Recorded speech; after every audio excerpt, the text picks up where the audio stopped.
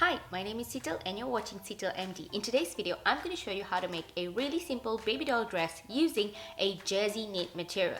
This video was requested by one of my subscribers, but of course she did not ask me to sew with jersey knit. But the reason I'm sewing with jersey knit is because I also want to introduce the material jersey knit, because I find that this can be a really beginner friendly project, so it's easy for everyone to follow. Now, I've been sewing baby doll dresses for about 3 to 4 years now, and I think sewing baby doll dresses are like the easiest dresses you could ever make. But if you use jersey knit material, it's even more forgiving because it's kind of stretchy, it's flowy, and you could go wrong. Like, even if you went wrong with a few measurements here and there, you could still pull it off. If you don't remember anything at all throughout this video, just remember these 3 things to be able to sew with jersey knit. You need the right needle, so you need to head to your sewing shop and get the right sewing machine needle that is suitable to sew stretch fabric or velvet fabric. And number 2, when you cut the edges, you do not actually have to serge or do a zigzag stitch over the raw edges because it will not fray, hence a really beginner friendly project. And number 3, keep your stitch length at 2.5 to 3.0. If you have a stitch length that is less than 2.5, your fabric might pucker at where the stitch line is. If you're new to my channel, then hi, my name is Seetal. I like to talk about minimalism, productivity, and I do some lifestyle videos on this channel. I would love for you to join our little community here and hit the subscribe button below. Also hit the notification button so you get notified every time I post a video. I post a video twice a week. Now, without wasting any more time, let's get on with today's video. First off, you'll need to pick a t-shirt that fits you nicely, that is not too tight, not too loose, but slightly loose fitted would be nice. And then you'll need to measure from your shoulder tip to the dress waist, or where you'd like the dress to end its bodice piece, where you can start the gathered piece. Mine was 10 inches and I added ½ inch to that measurement for seam allowance.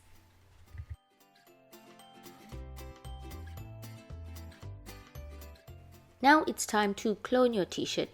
Draw a line or trace around the entire t-shirt, ensure to mark the neckline areas, and draw a straight line out from the shoulders to do a straight extended sleeves, because we're going to do a boxy sleeve here as opposed to the normal sleeves that t-shirts or shirts normally have.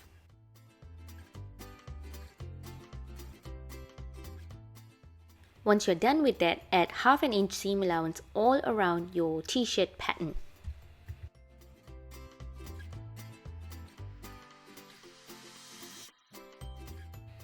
Make sure to square the dress waist and the sleeves so that you have straight lines as opposed to wonky lines. I extended my sleeves 2 inches from the side seams.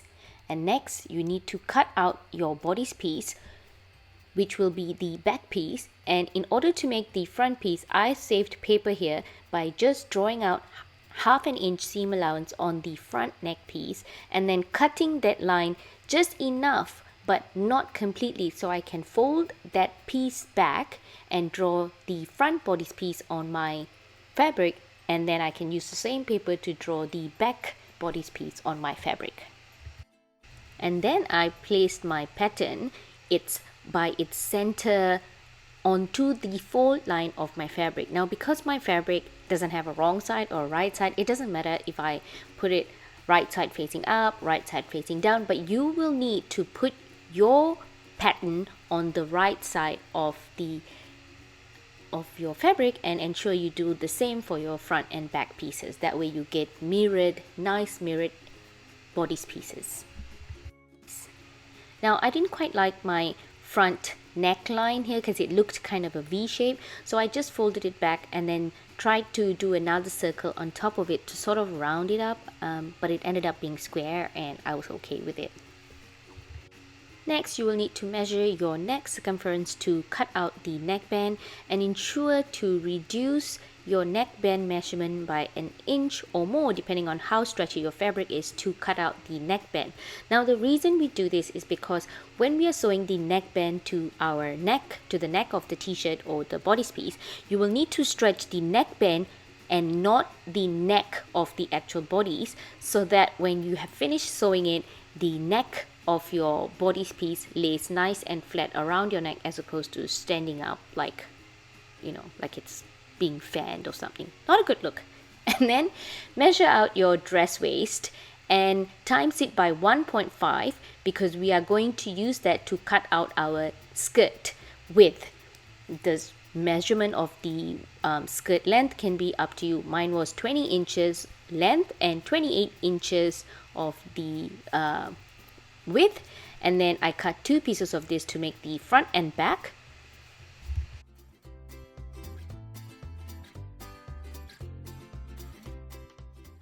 And now that we have all the pieces, pin your shoulder seams together and sew a straight strip through it, keeping it at 1/2 inch seam allowance because I left 1/2 inch seam allowance around all my measurements. If you could use a 5/8 of a seam allowance or a 1/4 seam allowance, but I prefer doing a 1/2 inch seam allowance. I think it's very beginner friendly and gives you a lot of wiggle room in case your measurements went wrong. Now this step is optional, but I did take my raw edge under the serger just to sort of give it a more professional look, but you don't have to do this. You could do a zigzag stitch or not do it at all because, as I mentioned before, jersey knit does not fray. And I always do this to all my stitching. This is also an optional for you.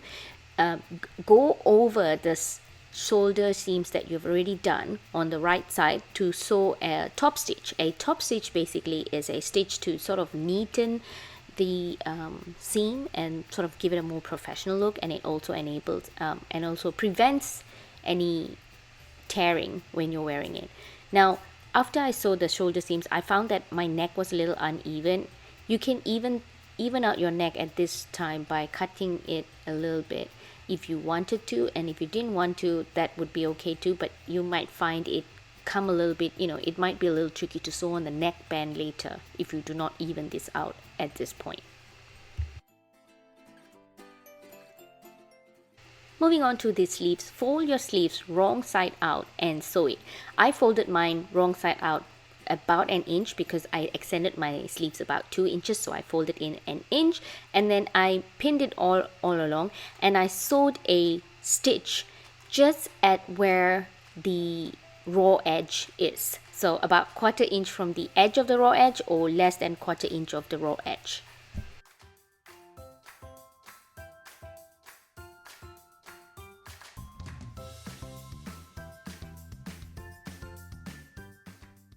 Next, fold the sleeve again the same way, and then fold the wrong edge or the edge into the wrong side in and sew just at the edge of your new sleeve ends to keep the raw edge underneath and keep that nice fold on the top, so it looks like you folded your sleeves while you really didn't.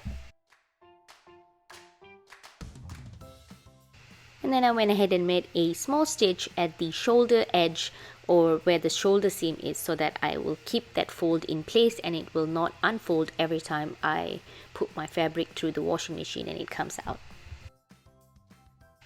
Next, I sewed the side seams, and I did not run this under the overlocker this time because I was afraid to, make any mistakes with the overlocker. So I just left it as it is, and anyways, it doesn't fray. Next, we will stretch and pin the neckband to the neck with right sides facing. So right sides of your neckband to the right sides of your shirt or your neck, right? Now the way I do this is I fold the end of the neckband about 1/4 inch, and then I pin it to the side seam where the shoulder side seam is, and then I pin that area, and I go ahead and stretch the neckband as much as I can, or not as much as I can, but as much as it will take to get the other end of the neckband on top of that first fold that I made. Now a lot of times I have to open my pin and pin again, open and pin again, until I get a really nice round circle where the neck itself, the neck of the bodice is not stretched, but the neckband is stretched. So remember, do not stretch the body's neck, but only the neckband. And then take it to your sewing machine and do a 1/4 inch stitch around using a zigzag stitch or a stretch stitch. I did not use a stretch stitch, I just used a zigzag stitch. And then you need to fold the neckband twice on itself again, so now the neckband will be on the inside of the t-shirt, and sew that down with another zigzag stitch.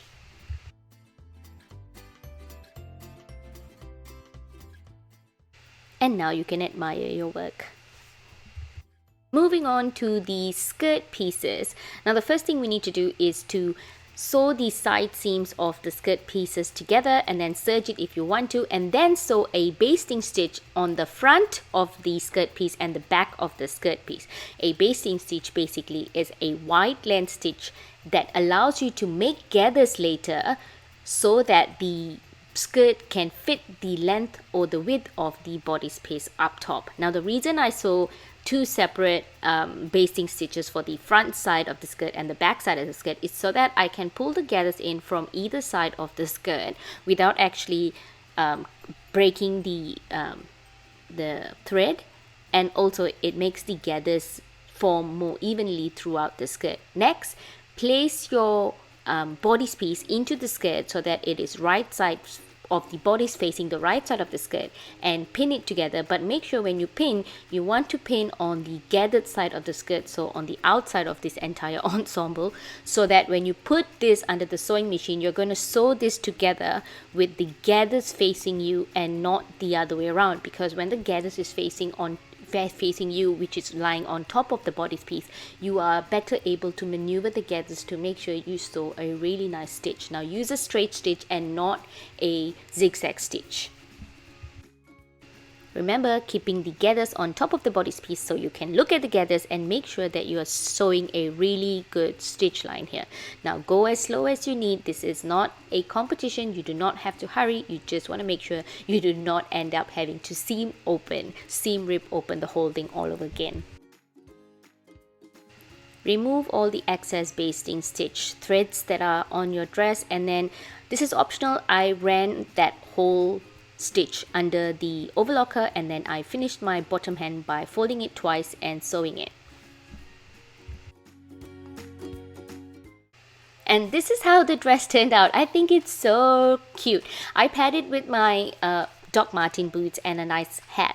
Although you could style it any other way you want. You could wear it with white boots, you could wear it with jeans, you could wear it out in the summer just with flip-flops and thongs, and you could style it up with some jewelry, and when it gets cold you could just wear some jeans underneath and pair it with a really nice leather jacket to give it an edgy look. But I hope you enjoyed this tutorial. I really enjoyed making this tutorial. It's a really nice dress. I think I might present this dress to my sister because this is more of her style and what she would wear. But I hope you enjoyed this video. If you did like this video, do give it a thumbs up and comment below on what did you think of it. Were you able to follow it? And if you make a dress, please do tag me if you make a dress like this. I would love to see what you've created. And as usual, I will see you again sometime this week. Thank you so much for watching, guys. I hope you have a lovely week. Bye.